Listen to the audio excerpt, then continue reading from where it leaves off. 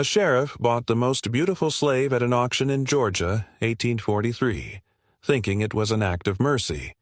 He left that auction house convinced he was saving her.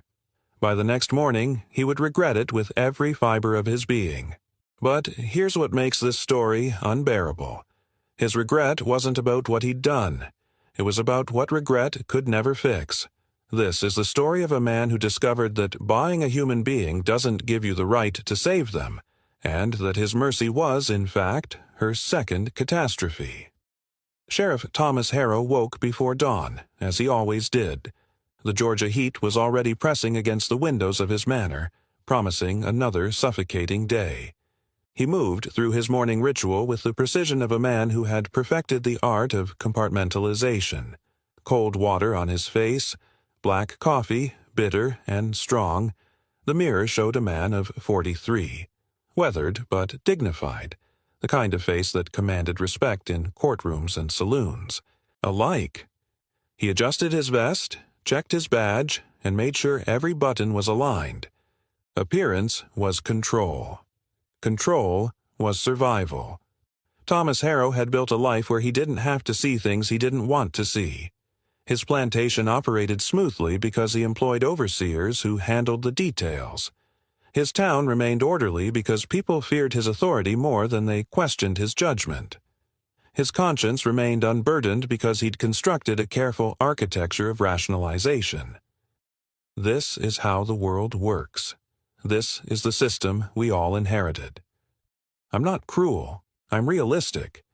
He was a man who could attend church on Sunday and sleep soundly on Monday because he'd learned the fundamental trick of his era.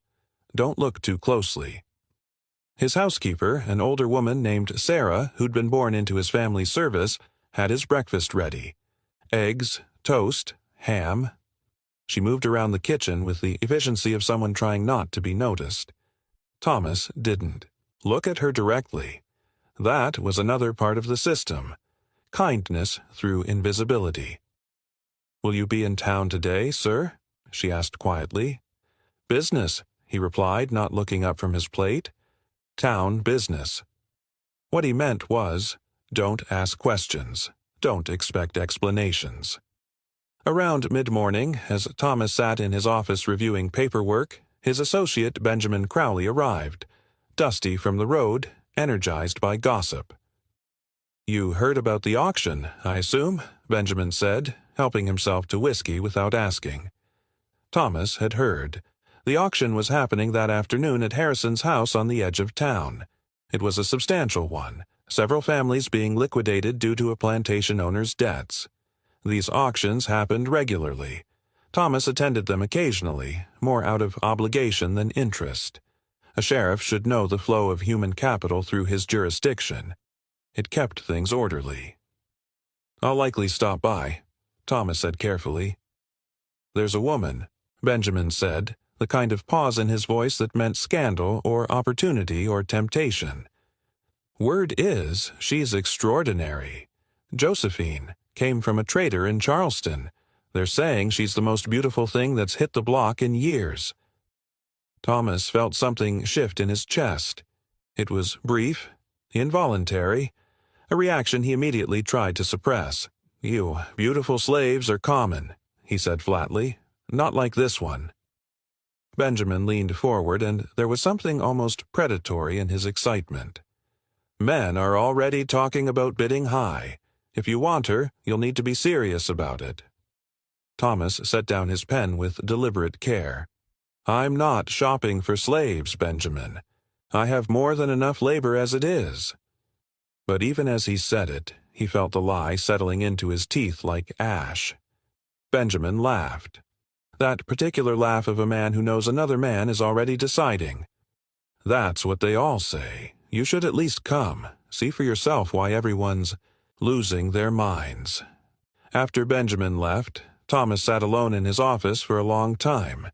He told himself he would go to the auction because it was his duty, because a sheriff should know what goods were moving through his town, because it was routine, ordinary, unremarkable. None of these reasons were true. By early afternoon, Thomas stood outside Harrison's auction house. The building was nondescript.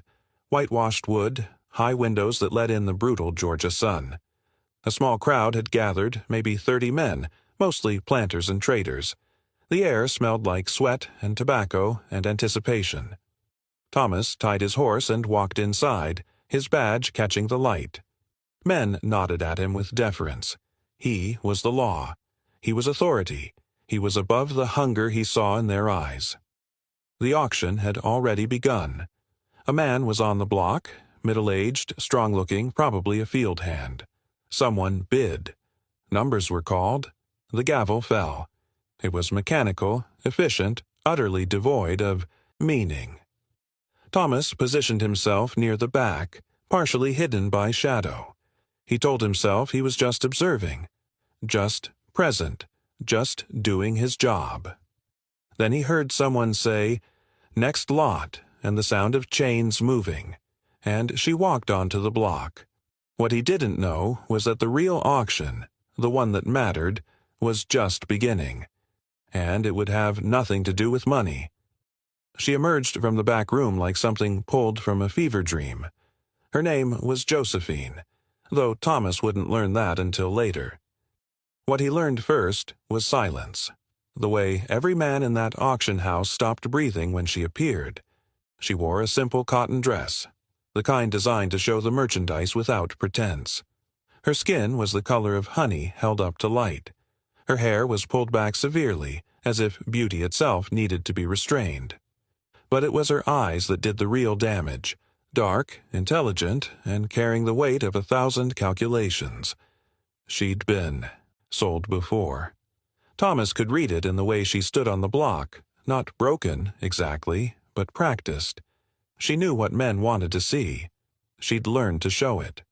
The auctioneer, a red-faced man named Hutchins, began his pitch with theatrical flair. Josephine, 26 years old, field-to-house capable, strong constitution, no children, no defects. Brought in from the Charleston trader, quality stock, gentlemen. Who'll start the bidding at $300? 300. That was steep. That was exceptional. Hands shot up immediately. 350. 400. 450. The numbers climbed with the desperation of men trying to outbid their own desires. Thomas stood motionless, watching. His chest felt tight. His palms had begun to sweat. Benjamin Crowley, standing nearby, was grinning like a man who'd already won. 500, someone shouted. Josephine's eyes moved across the crowd, assessing, calculating. When her gaze passed over Thomas, something in her expression shifted. Just barely, just enough. A recognition of something. Of what? He couldn't say. 550, Benjamin called out. Thomas felt something break open inside his chest. 600, he heard himself say. 650, Benjamin shouted, his voice cracking with desperation and something else. A raw hunger that Thomas recognized because he felt it too, radiating through his own body like fever. Thomas didn't hesitate. 700. The room had gone electric with tension. This wasn't about acquiring labor anymore. Everyone understood that now. This was about dominance, about desire, about a man willing to spend obscene amounts of money on something he claimed not to want. This was about two men locked in a battle that had nothing to do with the woman on the block and everything to do with whose will would prevail. Hutchins, the auctioneer, was grinning. He'd seen this before, the moment when an auction stopped being commerce and became theater. The moment when men stopped calculating profit and started calculating need.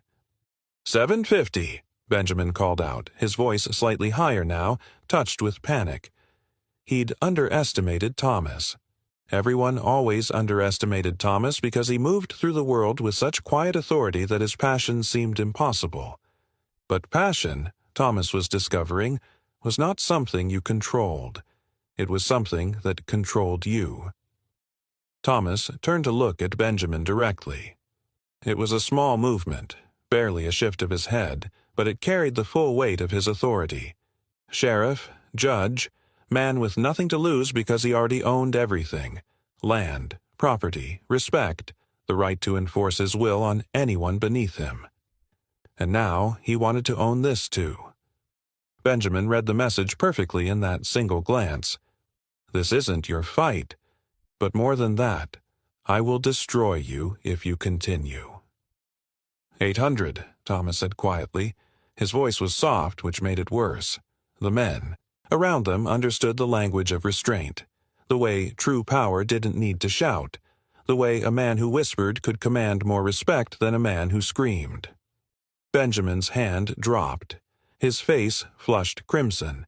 He'd been outbid, outmaneuvered, and, most importantly, humiliated in front of 30 witnesses. He would remember this moment for years. He would nurse this wound, polish it, let it fester, and later, much later, Thomas would understand that he'd made an enemy that afternoon. But in the moment, standing there with his blood hammering in his ears, he didn't care. Hutchins raised his gavel, his smile widening. He'd just witnessed the price climb far beyond what anyone had predicted. This was the story he'd tell in saloons for months, how Sheriff Harrow, the most respectable man in the county, had thrown $800 at a woman like a man possessed. $800, Hutchins announced, drawing out the words like candy. Going once, going twice. Thomas felt the moment stretching, felt the weight of every man's attention pressing down on him. He could still back away. He could still laugh it off as a jest. He could still be the reasonable man he'd always been. But he didn't want to be reasonable anymore. The gavel fell like thunder, like judgment, like the sound of his old life ending. Sold to Sheriff Harrow for $800. The applause was immediate and uncomfortable. Men clapping for a man who'd just spent the equivalent of a year's wages on a woman's body. Some of the clapping was congratulatory. Some of it was mocking. Some of it was envious. Thomas heard all three and didn't care about any of them. He walked forward to complete the transaction, moving through the crowd like a man sleepwalking. His legs felt distant from his body. His hands felt like they belonged to someone else. The paperwork was simple, dehumaningly simple. A single sheet that transferred ownership like a deed to land.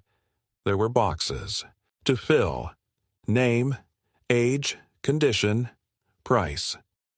Thomas took the pen that Hutchins offered and stared at it for a moment. This was the moment. This was where he could still stop. He signed his name.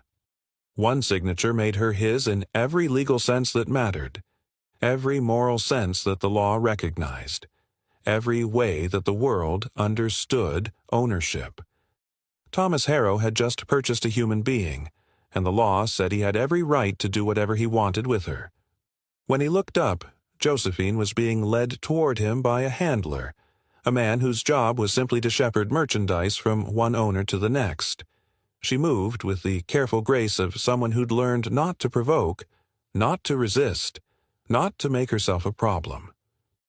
Her face was a mask. Her eyes were empty of everything except calculation. Up close, Thomas could see things he hadn't been able to see from across the auction house. He could see the faint scars on her wrists, old chains that had left their marks, thin white lines that would never fully fade. He could see the way her jaw was clenched so tightly it might shatter. He could see the small tremor in her hands that she was trying desperately to control.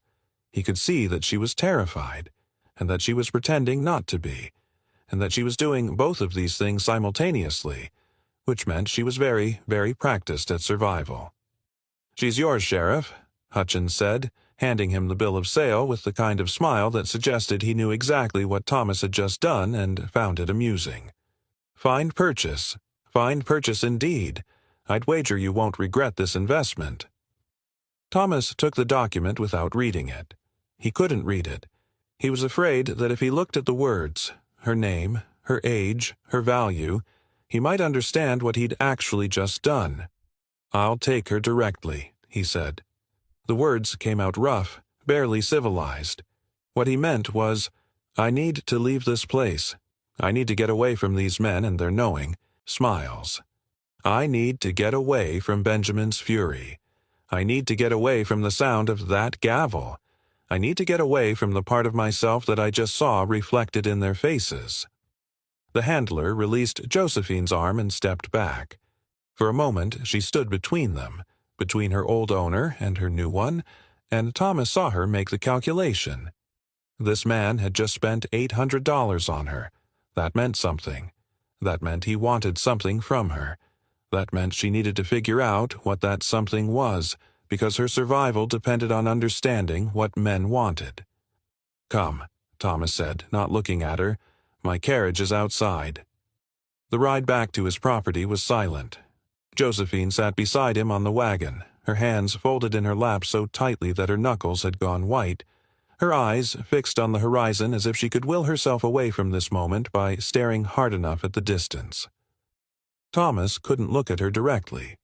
The weight of what he'd done was already settling across his shoulders like a physical thing, heavy, immovable, undeniable. The Georgia landscape rolled past them. Red clay roads, pine trees stretching toward a merciless blue sky, the occasional cabin in the distance. This was his world. This was his kingdom. And now he'd brought this woman into it, and he still wasn't entirely sure why. "I saved her," he told himself. "I removed her from that block. I removed her from Benjamin's hands. I removed her from whatever degradation Hutchins was planning to rent her out for." But even as he thought it, he knew the truth. He'd simply transferred her ownership.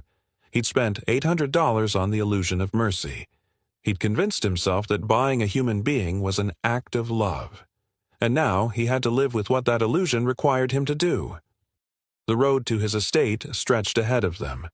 Josephine's hands trembled in her lap. Thomas could see her taking careful breaths, composing herself for whatever came next. When they arrived at his property, the grand White House with its columns and its manicured grounds, the physical manifestation of his wealth and power, Thomas helped her down from the wagon with a formality that felt obscene. His hand touched hers for just a moment, and he felt how cold her skin was. How fragile. His head gardener looked up from his work and immediately looked away, understanding instantly what had happened. His stable boy pretended not to notice. By evening, everyone on the property would know. The sheriff had bought a woman at the auction, and he'd paid more than anyone had ever heard of for a single slave.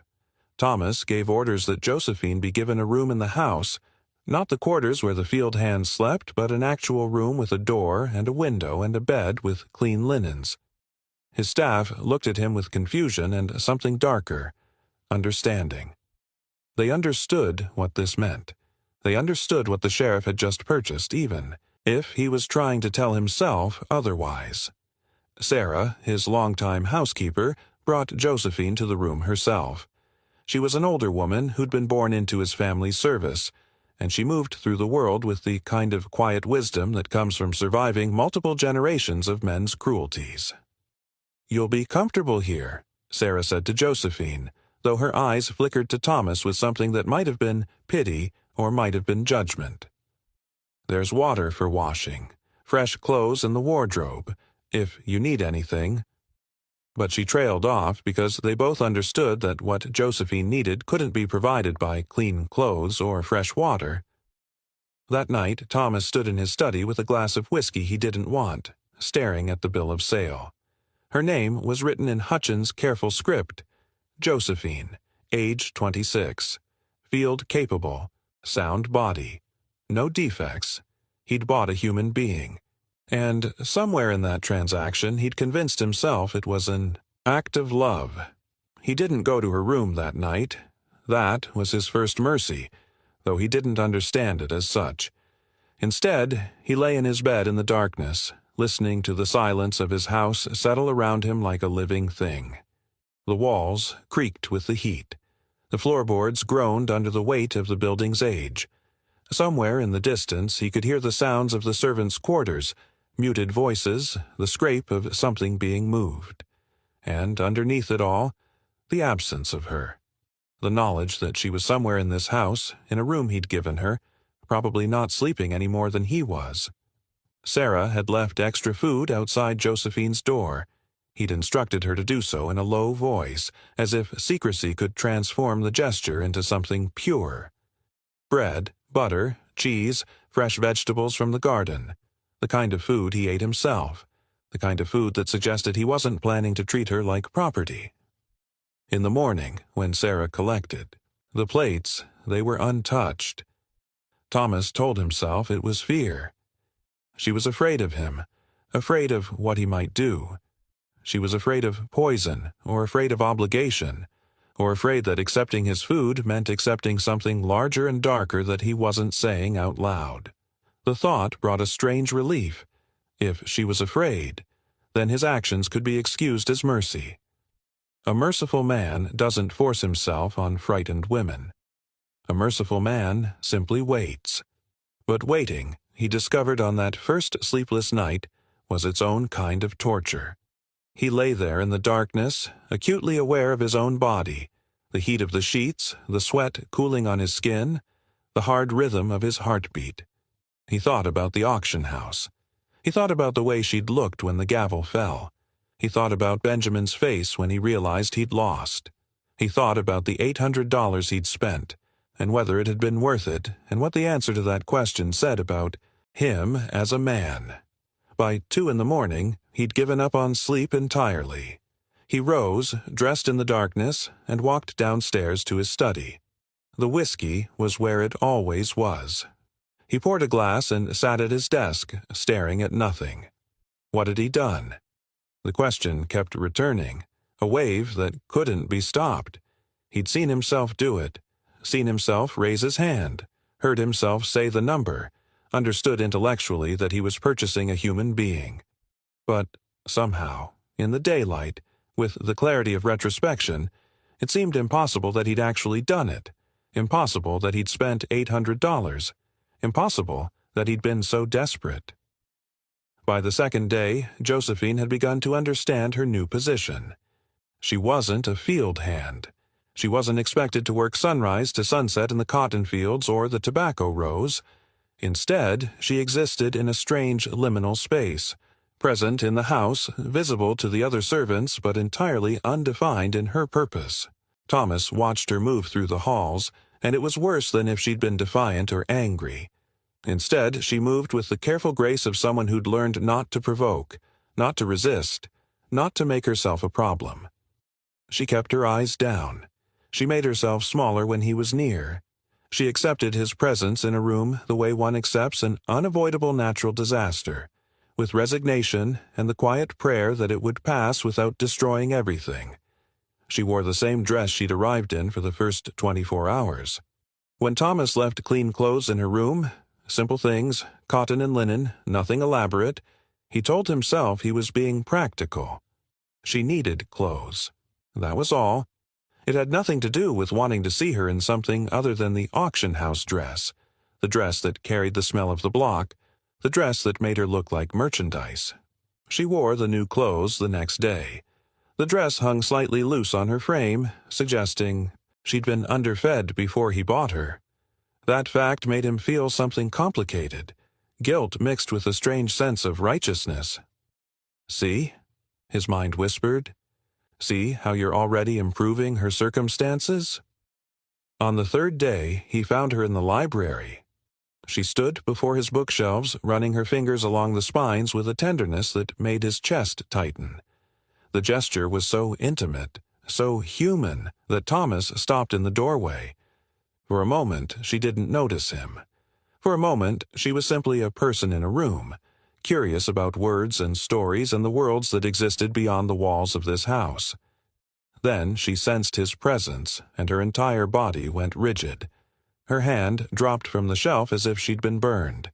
She turned to face him, and her expression rearranged itself into something submissive and empty. "I'm sorry, sir," she said immediately, stepping away from the books as if proximity to them was a transgression.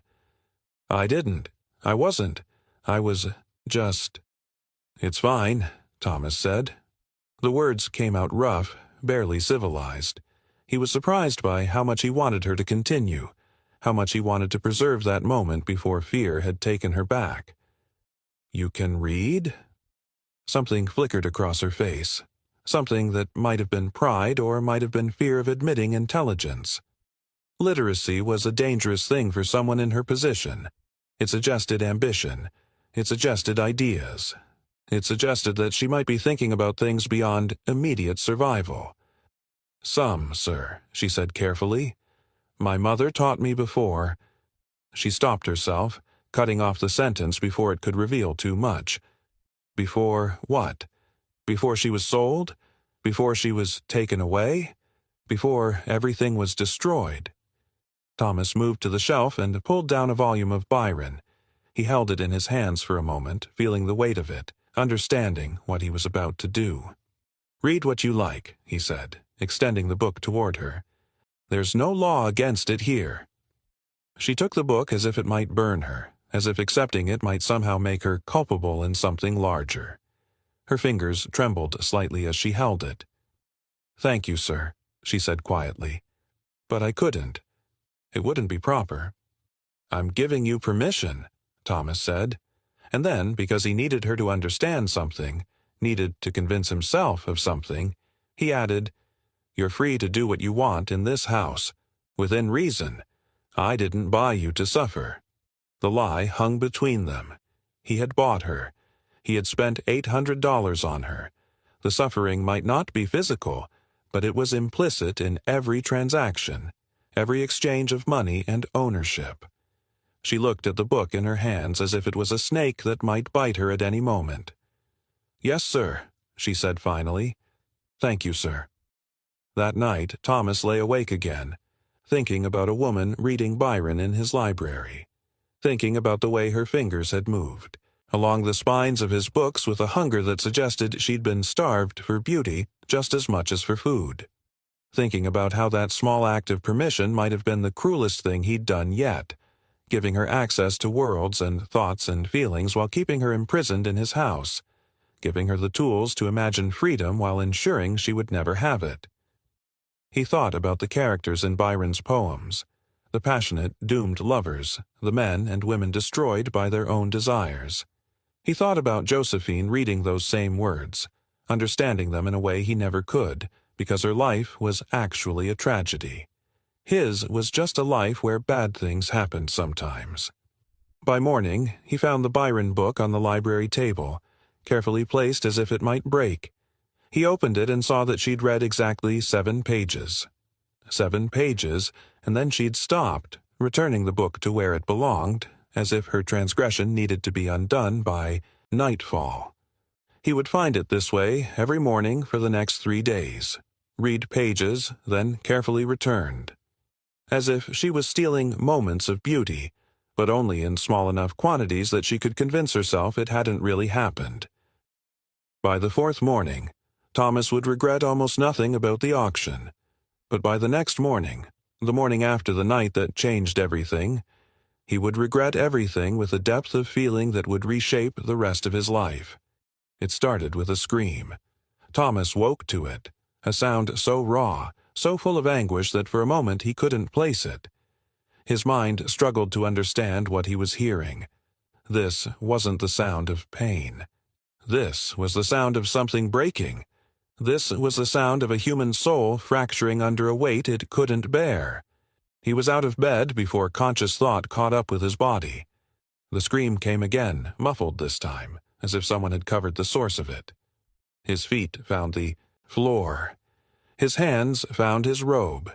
He moved into the hallway without thinking, driven by something primal and urgent that overrode every rational argument his mind could construct. The sound was coming from Josephine's room. His heart was hammering against his ribs. In the darkness he couldn't see properly, and he nearly collided with a small table in the hallway. The crash of it, a vase falling and shattering on the hardwood floor, seemed impossibly loud, but it was nothing compared to the sound coming from behind her door. When he reached her room, he found Sarah already there, her hand raised to knock, her face creased with concern and something darker, knowledge. She'd heard screams before, Thomas realized. She understood what they meant in this house. She understood what they meant about the people who made them. "What's happened?" Thomas demanded, his voice rougher than he intended. Sarah looked at him with an expression he couldn't quite read. Pity, perhaps, or accusation, or both simultaneously, layered on top of each other like the sediment of years of watching men ignore the women in their houses. "You should go in, sir," she said quietly, stepping aside. Sarah hesitated, and in that hesitation, Thomas understood that she was choosing her words with extreme care. "She's having nightmares, sir. Terrible ones. I've tried to calm her, but she doesn't. She won't listen to me." Thomas pushed past her and opened the door. What he saw in that room would haunt him for the rest of his life. Josephine was sitting upright in the bed, her body rigid with terror, her hands gripping the sheets so tightly they'd torn, the fabric shredded between her fingers as if she was holding on to the only solid thing in a world that was dissolving around her. Her eyes were open but unseeing, locked on something Thomas couldn't perceive, something that existed only in the landscape of her own mind. Another nightmare was building in her chest. He could see it. The way her entire body was gathering itself for another scream, the way her mouth was opening, the way her lungs were filling with air that would become a sound. "Josephine," he said, moving toward her. "Josephine, you're safe. You're here. You're—" "No," she gasped, her voice barely human. It sounded like it was coming from somewhere beneath language, from a place deeper than words could reach. "No, please, no." "It was a dream," Thomas said, reaching out to touch her shoulder. His hand hovered for a moment before making contact, as if he was afraid of what might happen if he actually touched her. "Just a dream. You're safe. You're in my house. You're—" The moment his hand made contact with her skin, she screamed again, a sound of such pure animal terror that it seemed to come from somewhere deeper than her body. The scream filled the room, filled the hallway, filled the entire house with the sound of absolute fear. She twisted away from him with surprising strength, pressing herself against the far wall, her eyes finally focusing on him with an expression of raw panic. "Don't," she pleaded, her voice breaking apart. "Please don't. I can't do this again." "I'm not going to hurt you," Thomas said. The words sounded hollow even to him. He'd spent $800 to own her. He'd purchased her body at an auction. Of course she was afraid. Of course she didn't believe him. "You don't understand," Josephine said, her voice shaking so badly he could barely make out the words. Tears were streaming down her face now, cutting tracks through the sweat that covered her skin. Her hands were shaking. "You don't understand what happens, what they do, what—" She couldn't finish the sentence. Her body convulsed with a sob so violent that Thomas thought she might vomit. She wrapped her arms around herself, trying to compress herself into something smaller, something less vulnerable, something less likely to be hurt. Sarah appeared in the doorway behind him. She moved past him with the efficiency of long practice, the efficiency of someone who'd spent years navigating the boundaries between white men and the women in their houses. She sat on the edge of the bed with deliberate slowness, moving in a way that was designed not to startle, to demonstrate safety through the slowness of her movements. "Hush now," Sarah said softly, her voice carrying a gentleness that seemed almost unbearable in that moment. "Hush. You're going to hurt yourself." "I can't," Josephine gasped. "I can't do this. I can't be here. I can't—" She was hyperventilating, her breath coming in short, sharp gasps that seemed to be drowning her from the inside. Her whole body was shaking. Her eyes were still fixed on Thomas with an expression that went beyond fear. It was the expression of someone reliving the worst moments of their life, someone trapped in a moment that wouldn't release them. Thomas stood frozen, watching, understanding for the first time, truly understanding in a way that his intellect had resisted until this moment, that he had no idea what he'd done. He'd purchased a woman at an auction, but he'd never considered what that meant. He'd never thought about the nights before the auction. He'd never imagined the experiences that had shaped her into someone who would scream in the dark when a man touched her shoulder. "Get water," Sarah commanded, not even looking at him. her voice suddenly authoritative in a way that bypassed his rank and his status. "Cool water and cloth. Move, sir." Thomas moved. He was grateful for the direction, grateful to have something to do besides stand there and witness the aftermath of his own cruelty. He went downstairs in the darkness, moving through his house like a man in a dream. The kitchen was cold. His hands shook as he filled a pitcher with water from the pump, as he found a clean cloth in the linen closet. He moved mechanically, his mind unable to process what he'd just witnessed. When he returned to Josephine's room, Sarah was speaking to her in a low, steady voice. Not words exactly, but sounds, the way one might speak to a wounded animal. A language of comfort that existed beneath language itself, beneath the reach of conscious thought. Sarah was doing something with Josephine's hair, smoothing it back from her face, and Josephine was gradually, incrementally beginning to breathe. Josephine's body was still shaking, but the intensity had diminished. The screams had stopped. She was trembling like a deer that had narrowly escaped a hunter, her whole being vibrating with the aftermath of terror. She drank the water in small, careful sips, her whole body shuddering with each swallow. Her hands couldn't hold the cup steady, so Sarah held it for her, moving it away each time Josephine coughed. "There now," Sarah murmured, her voice carrying the weight of experience and something else, a kind of maternal tenderness that Thomas realized he'd never witnessed between the people in his house. "There now, you're safe. You're in Sheriff Harrow's house. You're safe," Josephine repeated, the word coming out like a question. Like she was testing whether it could possibly be true. Like she was checking the word against her lived experience and finding it profoundly inadequate. Safe. She looked at Thomas, and something in her expression shifted. Not trust. He understood now that trust would take far more than a few days of clean clothes and permission to read. Trust would take a fundamental restructuring of the power dynamic that existed between them. Trust would take him giving up everything, his authority, his rights, his legal claim to her body. But something else moved in her gaze, a recognition that this man, at least in this moment, had not dragged her screaming from her bed, that he had not used her fear as an opportunity. "The nightmares," Thomas said carefully, his voice barely above a whisper. "They're from before?" Josephine's eyes went distant. Her body seemed to retreat even though she didn't move physically.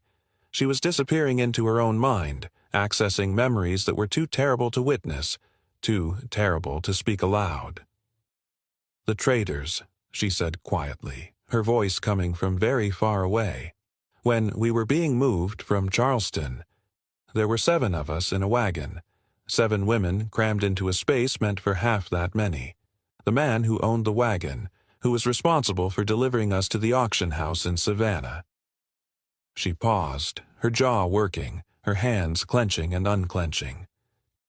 "He used to come at night," she continued, the words barely audible.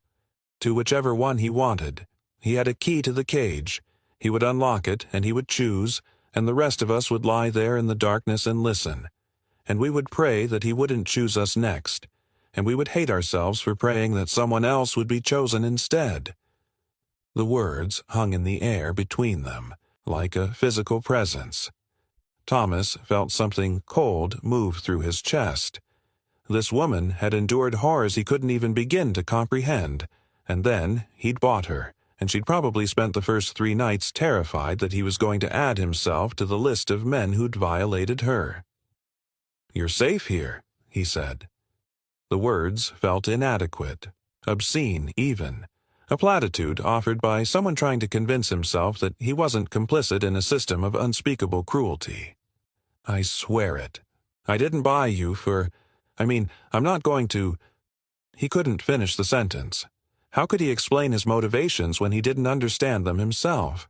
How could he promise her safety when the very fact of her presence in his house, the very fact of her ownership, was itself a violation? Sarah was watching him with an expression that suggested she understood far more than he did. She understood the lies men told themselves. She understood the way a man could convince himself. That desire was love. She understood the architecture of self-deception that allowed him to sleep at night. "She needs to sleep," Sarah said quietly, her voice carrying a gentleness that was directed not at Thomas, but at the absolute minimum of humanity she was trying to preserve in the room. "She needs rest and quiet, and she needs to know that the door to her room locks from the inside, if that's what would help. She needs to know that she has some control over who comes into this space." Thomas nodded slowly, understanding the implication. She needed to know that she could keep him out if he came in the night. She needed to know that there was at least one lock, at least one boundary, that was hers to control. "I'll have the lock fixed tomorrow," he said. "Or tonight. If the blacksmith is still awake, I could—" "Tomorrow is fine, sir," Sarah said. And then, with a gentleness that suggested she was speaking to someone much younger and more foolish than a grown man who'd spent $800 on a human being, "Why don't you let her rest now?" Thomas left the room. He closed the door quietly behind him, as if sudden movements might jar loose another nightmare. He stood in the hallway for a moment, listening to the sound of Sarah's voice continuing its low, steady murmur. The language of comfort, the language of survival, the language that women like Sarah and Josephine had learned over generations of men who'd believed they had absolute right to their bodies.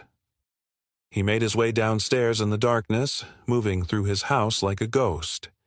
Every room felt different now. The furniture, the paintings, the carpets, all of it suddenly felt like evidence. Evidence of what he'd built, evidence of what his wealth had purchased, evidence of what he'd been willing to accept in order to maintain his comfort. He sat in his study with the Byron book open before him, reading the same passages he imagined Josephine had read in the library, reading about passion and desire and the way love could destroy a person, reading about the consequences of taking what wasn't offered. One passage caught him, lines about a man who loved a woman so desperately that he'd destroy everything to have her. Thomas read it and understood, with a clarity that felt like a physical blow, that he'd been reading this as a romance, that he'd been reading this as poetry about grand passion. He'd never understood it as a warning. By the time dawn broke over his estate, painting the sky in shades of pink and gold, Thomas Harrow had begun to understand what he'd done. Not intellectually, his intellect had known it all along, but viscerally, emotionally, in a way that his body understood and his mind was still fighting to accept. He'd purchased a woman at an auction because he'd been aroused by her beauty and convinced himself it was love. He'd spent $800 on her, and in doing so, he'd trapped her in a situation where she had no choice but to fear him. He'd given her clean clothes and permission to read, and told himself these were mercies, when really they were just ways of convincing himself that ownership could be gentle. And now she was screaming in the night, reliving the horrors of the men who'd come before him, and he was the man who'd paid for the right to be in her life. The sun rose over Georgia, painting the sky in shades of pink and gold, indifferent to his internal collapse. Somewhere in the house, Josephine was finally sleeping, probably exhausted from terror and the effort of surviving another night. Sarah was still sitting in a chair beside her bed, keeping watch like a guardian angel stationed in hell. And Thomas Harrow sat in his study, holding a book of poetry, finally beginning to understand the true cost of his purchase. Not the $800. That was negligible. The real cost was something far deeper, the cost of understanding what he was. The cost of looking into the mirror and seeing not a decent man, but a man who'd been shaped by a system so fundamentally evil that even his best impulses, his desire to save, his belief in his own decency, his conviction that he was different from other men, were themselves instruments of that evil. He sat there as the sun rose higher, as the house began to wake around him, as the day that would change everything began to unfold, and he understood, with a certainty that felt like drowning, that he would never be able to undo what he'd done. Morning came with the clarity of catastrophe. Thomas dressed carefully, as if putting on his uniform, the carefully tailored coat, the polished boots, the badge that marked him as a man of law and order, might somehow restore the version of himself that had existed before the auction, before the scream, before he'd stood in Josephine's doorway and understood what he really was. He'd thought of himself as decent, respectable, a man of restraint and principle. The auction had revealed something different. He went to her room first, moving quietly so as not to disturb her if she was still sleeping. Sarah was still there, dozing in the chair, her head tilted at an angle that suggested she'd been awake all night, maintaining her vigil. Her breathing was shallow but steady. She'd positioned herself between Josephine and the door, a silent statement about where her loyalties lay, about who she was protecting, and from whom. Josephine was asleep on the bed, her face unmarked by the terror of the previous night, her breathing shallow but steady. In sleep, she looked younger, softer, like the woman she might have been in another life, in a world where slavery didn't exist, in a world where a man's beauty didn't mark her for violation. Thomas stood in the doorway and looked at her, really looked at her, for the first time since purchasing her. Not as an object of desire or as a symbol of his own power, not as a trophy to be displayed or a conquest to be boasted about, but as a human being, a woman who'd survived things he could barely imagine, a woman who now belonged to him because he'd spent $800 on her at an auction, a woman who'd screamed in the darkness because her terror of him was more powerful than her exhaustion. The horror of it was almost unbearable, the weight of it pressed down on his chest like a stone. He turned away and left the house without breakfast, without speaking to anyone. His horse was saddled and waiting. He didn't consciously decide where to go, but found himself riding toward town anyway, toward the auction house, toward Hutchins, toward answers that he wasn't sure he was ready to hear. The morning was hot and bright, indifferent to his internal collapse. The road to town was dusty, and red Georgia clay clung to his horse's legs. He passed other riders, men he knew, neighbors, fellow citizens. None of them seemed to notice the change in him. To them, he was still Sheriff Harrow, still the respectable man who upheld the law. None of them understood that he'd become a criminal the moment he'd signed that bill of sale. He found Hutchins in his office, already conducting business with a new trader from Florida. A man with the weathered skin and cruel eyes of someone who'd spent decades moving human beings from one owner to the next. The trader looked like he'd been dipped in leather and left to dry in the sun. His hands were scarred. His voice was hoarse from shouting bids and prices. "Sheriff Harrow," Hutchins called out, his smile widening with a delight that suggested he found Thomas's presence amusing. "Come to discuss your purchase? I trust you're well satisfied with the transaction. She's a fine specimen, fine creature." The way he said creature made Thomas's jaw tighten, as if Josephine was something less than human, as if the auction house had stripped away her personhood and replaced it with a classification. Thomas didn't answer Hutchins' greeting. Instead, he pulled a chair closer and sat heavily, as if the weight of what he was about to ask was already bearing down on him. "I want to know where she came from," Thomas said quietly. His voice was steady, but his hands were shaking. He clasped them together to hide the trembling. "I want to know every place Josephine has been, every owner, every—" He paused, unable to finish the sentence. "Every what? Every violation, every moment of degradation, every night she'd spent terrified?" "Now, sir," Hutchins interrupted, his smile not faltering. He was a man who'd learned that information was currency, and he was trying to calculate whether Thomas was worth cooperating with. "That's not information I typically provide. A man buys a slave, he gets a bill of sale and a body. Everything else is irrelevant, isn't it? The past belongs to the past. What matters is the future, what the slave can do for you moving forward." "It's not irrelevant to me," Thomas said. His voice had taken on an edge that was unfamiliar even to himself. "And I'm not asking as a customer. I'm asking as the sheriff of this county." Hutchins' smile faltered slightly. He exchanged a glance with the trader from Florida, then leaned back in his chair, reconsidering his approach. "I can tell you what I know," Hutchins said slowly. "But I should warn you that the information comes with gaps. The slave trade doesn't keep perfect records. Women like her get moved around quickly. Ownership changes hands frequently. You might not like what you find out." "Tell me anyway," Thomas said.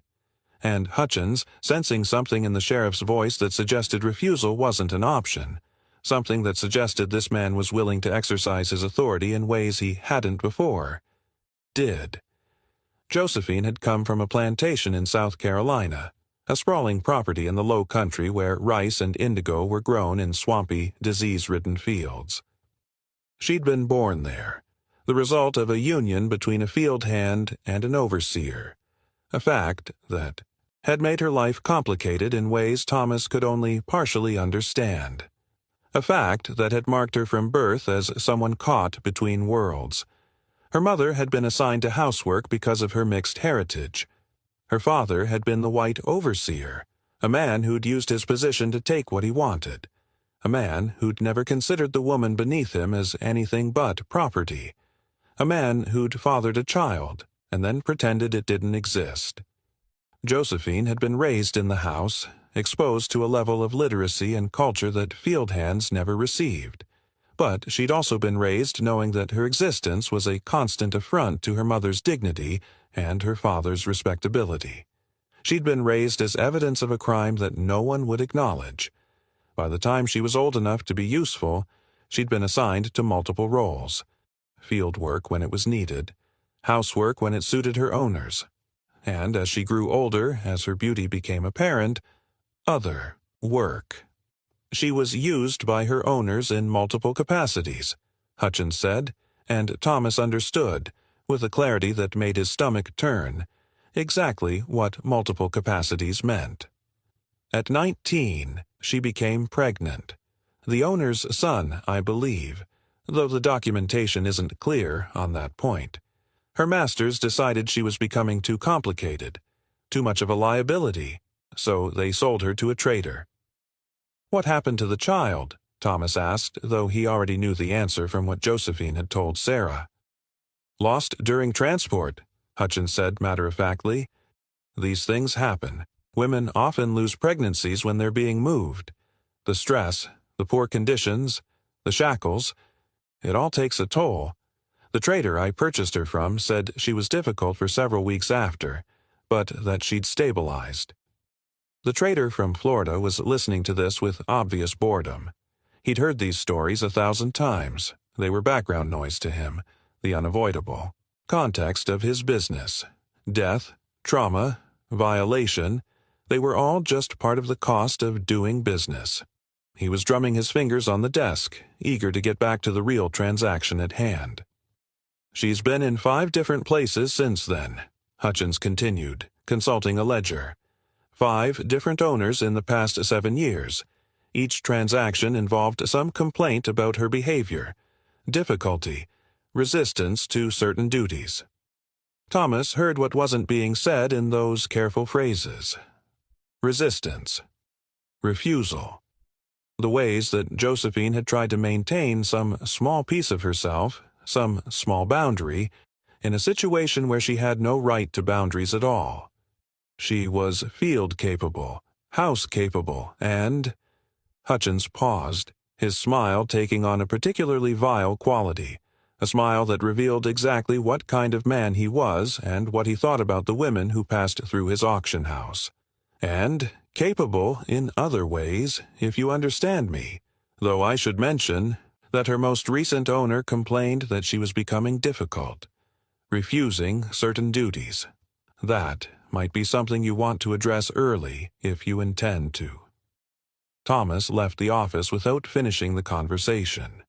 He stood up so abruptly that his chair fell backward, clattering against the floor.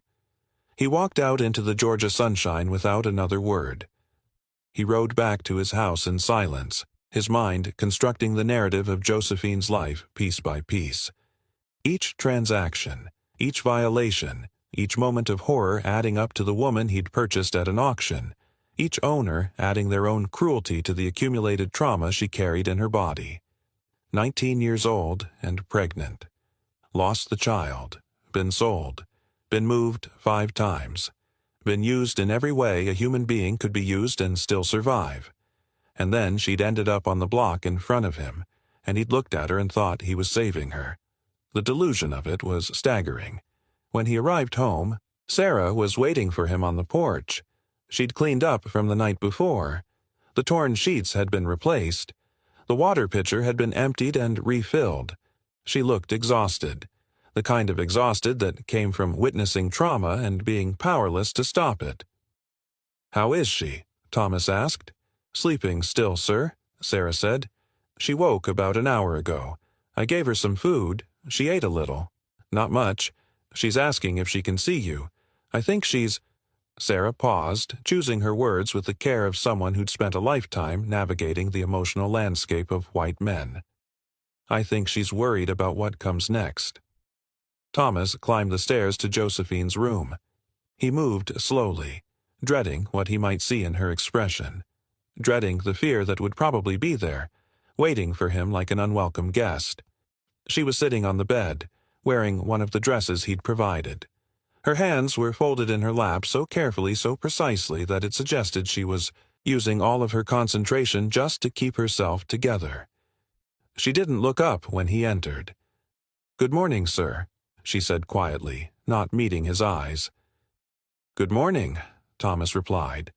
He pulled a chair closer to the bed and sat. The chair scraped against the floor, a small sound that seemed to make her flinch. "I went to see the auctioneer this morning. He told me about your history, about where you've been." Josephine's body went completely still. Her breathing seemed to stop. Her hands pressed harder into her lap, the knuckles going white. "You don't have to tell me anything," Thomas continued, rushing to fill the silence. "I'm telling you what I learned because I think you should know what I know. And because—" He paused, struggling to find words for something he was only beginning to understand. Something that felt too large and too complicated to express. "Because I think you deserve to know that I understand now. That I understand what I did, buying you. That I understand what it means. That I understand what you've survived." Josephine looked at him. Her eyes were red from crying, but they were clear. They were intelligent. They were the eyes of a woman who'd survived things that should have destroyed her, and who'd discovered that surviving didn't mean you got to rest. It meant you got to survive something else, and then something else after that. "What happens now, sir?" she asked. "What happens to me?" Thomas sat with the question for a long time. The truth was, he had no idea. He'd purchased her legally. She belonged to him. He could do whatever he wanted with her. The law was clear on this point. The entire structure of the society he lived in supported his absolute right to her body and her labor and her silence. He could keep her locked in this room. He could force her to work. He could exercise every right that ownership granted him. But after reading the Byron poems, after hearing her scream, after learning what her screams were about, after understanding the trajectory of her life and the men who'd contributed to the darkness of it, after truly understanding what he'd done. "I don't know yet," he said finally. His voice sounded hollow to his own ears. "But I know what I'm not going to do, and I'm going to spend however long it takes figuring out what I should do instead." "Sir," Josephine said carefully, her voice taking on a quality that suggested she was explaining something fundamental to someone who didn't understand the basic facts of the world they lived in. "If you're thinking of freeing me, I need to tell you that's not possible. Not in Georgia. Not like this. If a master frees a slave, there are laws. We'd have to leave the state. We'd have to go north, or to Africa, or—" She stopped, her voice dropping to almost a whisper. "I'd be killed. Or worse. You'd need papers. You'd need to arrange passage. You'd need to—" "I know," Thomas said. He thought about this already, in the hours since dawn. the legal impossibility of undoing what he'd done, the way that Georgia law had made it nearly impossible to free someone, as if the state understood at some fundamental level that if slavery was ever questioned too seriously, if too many masters started freeing their slaves, the whole system would collapse. I know about the laws. Then what? Josephine began, and Thomas heard in her voice something he recognized, the desperate hope of someone who'd learned long ago not to hope for anything.